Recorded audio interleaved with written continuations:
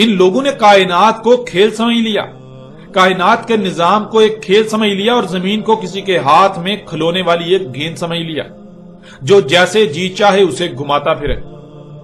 ناظرین، کائنات میں تمام کے تمام ستارے اور سیارے ایک دوسرے کی مقناطیسی قوت کی وجہ سے نہ صرف خلا میں معلق ہیں بلکہ گولائی میں گھومتے گھومتے تیر رہے ہیں۔ کوئی ایک بھی سیارہ ایک رائی برابر بھی نہ تو اپنی رفتار بدل سکتا ہے اور نہ ہی وہ اپنے مدار سے ہٹ سکتا ہے، تبدیلی ممکن ہی نہیں۔ اور اگر بالفرض مان بھی لیا جائے کہ کوئی بھی ستارہ اور سیارہ یا زمین الٹا گھوم سکتی ہے تو ناظرین کسی ایک بھی سیارے اور ستارے کی ایک چھوٹی سی تبدیلی کی وجہ سے کل کائنات دیکھتے ہی دیکھتے دھماکوں سے تباہ و برباد ہو جائے گی۔